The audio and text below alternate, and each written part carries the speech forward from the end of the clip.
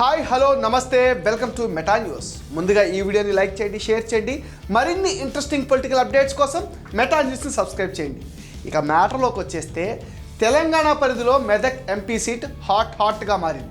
Medak parliament పరిధిలో గల 7 assembly నియోజకవర్గాలకు సిద్దిపేట్, మెదక్, నర్సాపూర్, సంగారెడ్డి, పటాన్చెరు, దుబ్బాక, గజ్వేల్ అసెంబ్లీ నియోజకవర్గాల నేతలతో బీఆర్ఎస్ వర్కింగ్ ప్రెసిడెంట్ కేటీఆర్ సమీక్షించారు. ఈసారి కూడా మెదక్లో గులాబీ జెండా ఎగరవేయాలని పార్టీ హైకమాండ్ ప్లాన్ చేస్తుంది. మెదక్లో 2019 ఎన్నికల్లో బీఆర్ఎస్ నుంచి కొత్త ప్రభాకర్ రెడ్డి విజయం సాధించారు. 2023 జరిగిన 6 అసెంబ్లీ సీట్లలో బీఆర్ఎస్ పార్టీ విజయం సాధించింది. పార్టీ అభ్యర్థుల విజయంలో మాజీ మంత్రి హరీష్ రావు కీలక పాత్ర పోషించారు. 2018లో కూడా బీఆర్ఎస్ పార్టీ 6 సీట్లను గెలుచుకుంది. మెదక్ లోక్సభ సీటు మరోసారి గెలుచుకుంటామని బీఆర్ఎస్ పార్టీ ధీమాతో ఉంది.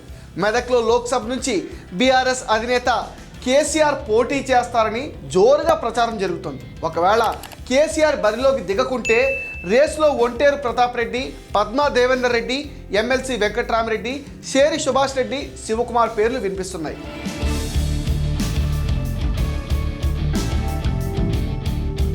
ఇప్పటికే ఈ సీటు పైన మాజీ కార్పొరేషన్ చైర్మన్ ఒంటేరు ప్రతాప్ రెడ్డి, కాంగ్రెస్ నుంచి పార్టీలో చేరిన గాలి అనిల్ కుమార్లు కోటి ఆశలు పెట్టుకున్నారు.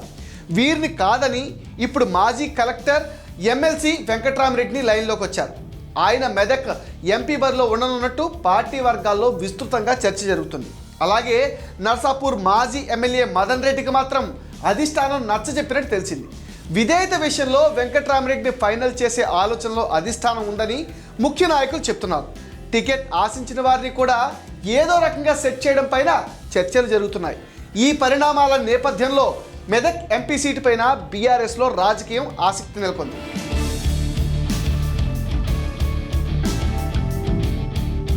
ఉమ్మడి మెదక్ జిల్లాలోని సిద్దిపేట, సంగారెడ్డి, మెదక్ జిల్లాలో ఎక్కడికి వెళ్ళినా వెంకట్రామరెడ్డి పేరు ఉంది.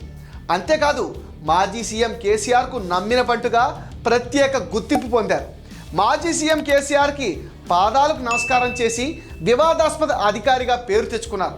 విమర్శల అనంతరం ఆయన బీఆర్ఎస్లో చేరి ఎమ్మెల్సీ సీట్ సాధించేశారు.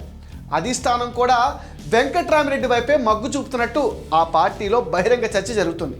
అధికార కాంగ్రెస్తో బలంగా ఢీకొట్టాలంటే ఆర్థిక అంగబలం ఉండాలని, అందుకు వెంకట్రామరెడ్డి సమర్థుడని అధిష్టానం భావిస్తున్నట్టు తెలిసింది.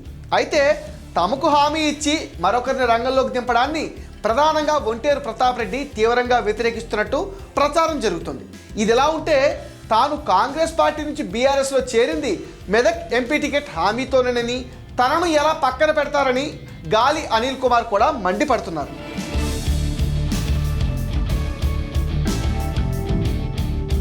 మరోవైపు ఉమ్మడి మెదక్ జిల్లా పైన కాంగ్రెస్ అధిష్టానం కూడా సీరియస్గా దృష్టి సారించింది. ప్రియాంక గాంధీని మెదక్ బరిలో దింపాలని భావిస్తుంది. గతంలో నాయనమ్మ ఇందిరాగాంధీ ఇక్కడి నుంచే పోటీ చేశారు. దీనిపైన కాంగ్రెస్ సుదీర్ఘంగా చర్చించింది. అసెంబ్లీ ఎన్నికల టైంలో సోదరుడు రాహుల్తో కలిసి ప్రియాంక యాక్టివ్గా తిరిగారు.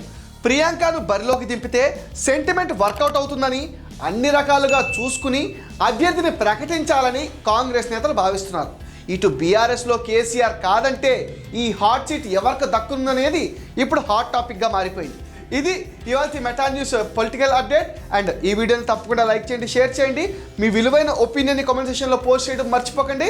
And please subscribe to meta news.